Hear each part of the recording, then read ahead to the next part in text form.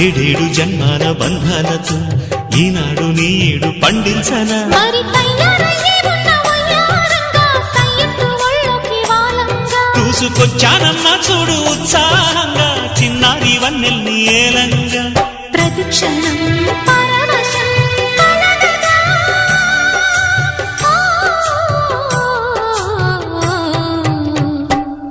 మనసా పలకవే మధుమాసపు కోయిలవై చెలివే తెలుపవే చిగురాశల గీతికవై